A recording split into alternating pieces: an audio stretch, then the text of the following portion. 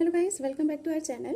Guys, एक तो बहुत बड़ी प्रॉब्लम होती है पेरेंट्स की कि बच्चे हमारे पढ़ते नहीं हैं, है ना।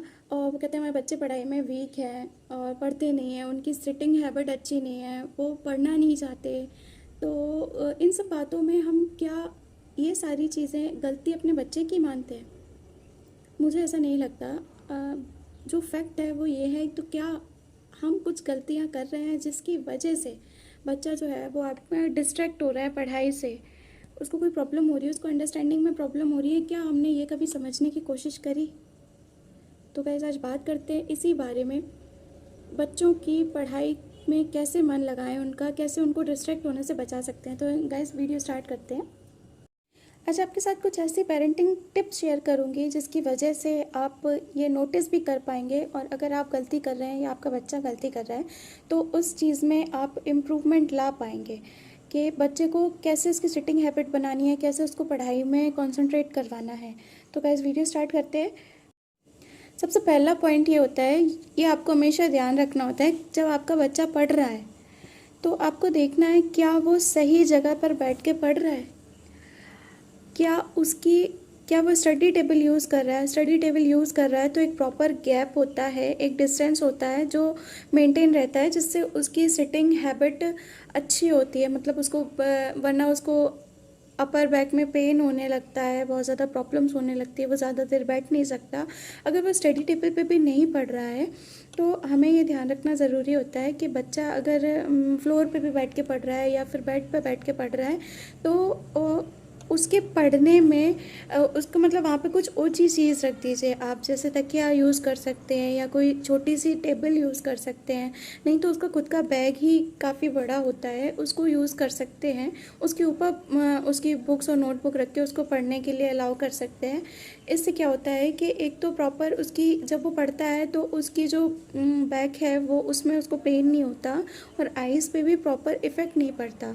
वरना अगर बच्चा ज़्यादा झुक के पढ़ेगा तो उसकी आंखें भी ख़राब होने के चांसेस बहुत ज़्यादा होते हैं और उसको बैक में भी पेन स्टार्ट हो जाता है। तो हमें सबसे पहला पॉइंट ये ध्यान रखना बहुत ज़्यादा इम्पॉर्टेंट होता है।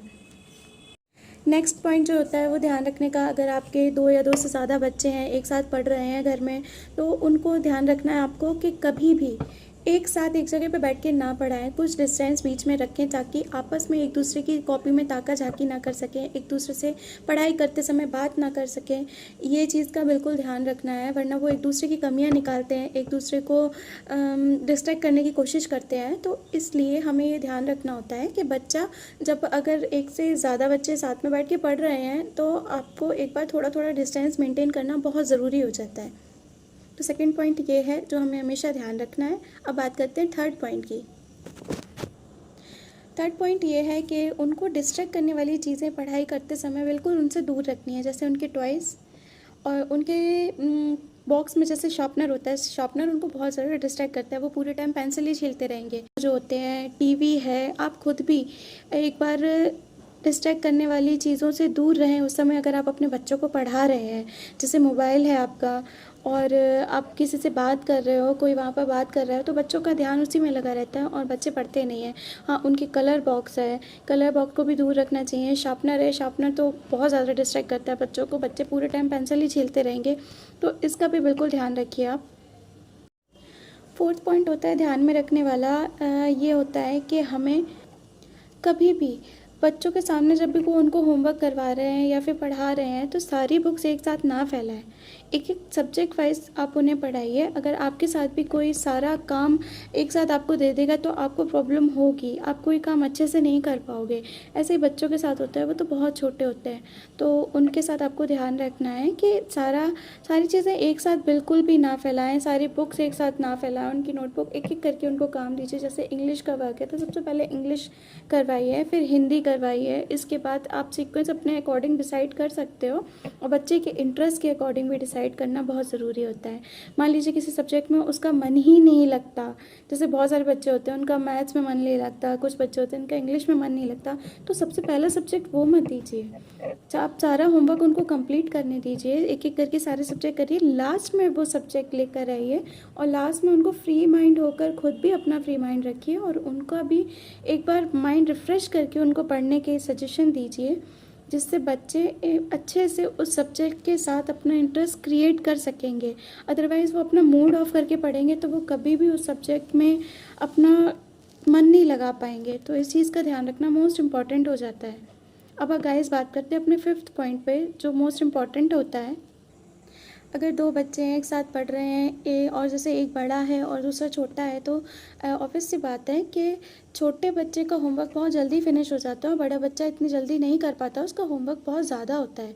तो उस चीज़ को ध्यान रखना है कि होमवर्क जब भी आपने पहले बच्चे को अलाउ कर दिया कि अब जाओ आपका काम कंप्लीट हो गया, आप खेलें, लेकिन ऐसा बिल्कुल नहीं करना है। इससे क्या होता है, आपका दूसरा बच्चा बहुत ज़्यादा डिस्ट्रैक्ट होता है, वो फ्रस्ट्रेट होने लगता है कि उसका होमवर्क कंप्लीट नहीं हो रहा और उसका इंटरेस्ट भी ख़त्म हो जाता है पढ़ाई से। तो ऐसा बिल्कुल भी नहीं करें। अगर छोटे बच्चे का होमवर्क ख़त्म हो गया है तो आप एक्स्ट्रा उससे कुछ वर्क दे सकते हो, या फिर कोई क्रिएटिविटी ड्राइंग वगैरह का दे सकते हो, जिससे उसका भी मन लगा रहे और वो वहाँ बैठा भी रहे, पढ़ाई भी करता रहे।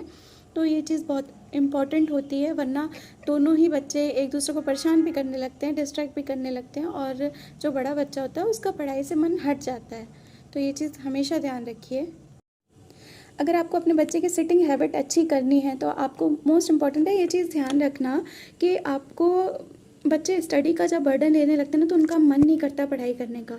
तो आपको पढ़ाई करना तो ज़रूरी हो जाता है और करवाना भी ज़रूरी होता है, इसलिए आपको स्टडी को उनके, या फिर उनका जो उनको डेली टास्क मिला है, आप उसको छोटे छोटे पार्ट में डिवाइड कर दीजिए, जिससे बच्चों का इंटरेस्ट भी क्रिएट होगा और पूरा दिन वो लेके भी नहीं बैठे रहेंगे, जिससे उनको बहुत ज़्यादा प्रॉब्लम नहीं होगी पढ़ने में और अपना कंप्लीट करने में। आप ऐसा कर सकते हो कि थोड़ा होमवर्क वो कर लें, इसके बाद अगर लर्निंग का काम है तो उसके बाद वाला लर्निंग वाला काम आप उनको थोड़ा देर खेलने दीजिए या उनका मन का कोई काम कर लेने दीजिए, उसके बाद आप उन्हें पढ़ा सकते हैं। तो ये मोस्ट इम्पॉर्टेंट होता है। हमें हमेशा ये भी ध्यान रखना चाहिए कि हम जब बच्चों को पढ़ा रहे हैं तो मोबाइल और टीवी से खुद भी बिल्कुल दूर रहना चाहिए। उस समय आप कुछ भी कर सकते हो, अपना कोई काम भी कर सकते हो। हाँ, लेकिन मोस्ट इम्पॉर्टेंट होता है इस चीज़ का भी ध्यान रखना कि अगर आपका बच्चा 3-4 साल से ऊपर है तो आपको ये ध्यान रखना होता है कि थोड़ा सा उसको खुद से होमवर्क करने की आदत डालनी चाहिए। हर चीज़ हम हाथ पकड़ के करवा रहे हैं या फिर सामने बैठ के करवा रहे हैं, इससे क्या होता है, बच्चा सेल्फ डिपेंड नहीं हो पाता कभी। ये चाइल्ड डेवलपमेंट पेडागोजी हमें यही सिखाती है कि बच्चे की हैबिट डालनी चाहिए कि वो खुद से होमवर्क करे, खुद अंडरस्टैंडिंग बढ़ाए, वरना वो हमेशा वो ब्रेन स्ट्रोमिंग नहीं कर पाएगा, वो हमेशा आप पे ही डिपेंड रहेगा अपना होमवर्क करने के लिए। तो ये चीज़ हमेशा ध्यान रखिए कि बच्चे को कभी भी आप इंस्ट्रक्शन देख के मत पढ़ाइए, उसको थोड़ा सा ब्रेन स्ट्रोमिंग करने दीजिए, अपना दिमाग लगाने दीजिए पढ़ाई में। क्या करेगा, गलत ही तो करेगा ज़्यादा से ज़्यादा, फिर हम सही करवा देंगे। गलतियाँ ही करना ही बच्चे के सीखने के इंडिकेशन होते हैं, ये मोस्ट इम्पॉर्टेंट होता है बच्चे के लिए। तो उनको गलती करने दीजिए जिससे वो सीखे, चीज़ें सीखने की कोशिश करेंगे, गलती करेंगे तो उसको सुधारेंगे भी। ये चीज़ हमेशा ध्यान रखिए। और एक बहुत ज़रूरी बात होती है कि आप बच्चों को पढ़ाई करते समय आप मारते हैं, उन्हें हिट करते हैं, उन्हें स्लैप करते हैं, तो ये चीज़ बिल्कुल गलत है, ऐसा नहीं करना चाहिए। अगर हम बच्चे को पढ़ाई, वैसे उसका मन नहीं लग रहा है पढ़ाई में, आप उसको अगर हिट करेंगे, स्लैप करेंगे, तो बच्चा जो है उसका वैसे भी फिर वो रोएगा, परेशान होएगा, उसके दिमाग में बॉदरेशन हो जाएगी, बर्डन हो जाएगा बहुत ज़्यादा, उसका वैसे भी मन नहीं लगेगा पढ़ाई में। तो फिर जो जितना वो कर रहा था वो भी करना बंद कर देगा, वो बिल्कुल उसको टॉपिक उसका वो समझ में ही नहीं आएगा। तो ये काम हमें नहीं करना है, प्यार से समझाना है। हाँ, आप एग्जाम्पल बदल बदल के भी बच्चों को समझा सकते हैं, सिखा सकते हैं। उसके लिए ज़रूरी होता है कि पहले हम खुद ही उस कॉन्सेप्ट को अपने माइंड में क्लियर कर लें और ये भी क्लियर कर लें कि हमें कैसे रियल लाइफ से उस एग्ज़ाम्पल को अटैच करके बच्चे को समझाना है। ये बच्चे के लिए बहुत ईजी होता है। तो ये चीज़ बहुत ध्यान रखिए। इसके बारे में अगर आप जानना चाहेंगे तो एक डिटेल वीडियोस भी बना दूंगी मैं आपको कि किस तरह से बच्चे की जो ब्रेन स्ट्रोमिंग पावर है वो डेवलप करी जा सकती है। इसके बारे में बात करते हैं नेक्स्ट वीडियो में।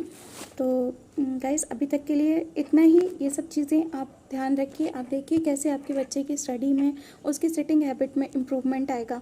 सो गाइस, वीडियो अच्छी लगी हो तो इसको लाइक करें, शेयर करें, और अगर आप चैनल पर नए हैं तो चैनल को सब्सक्राइब करना ना भूलें। Thanks for watching and keep watching.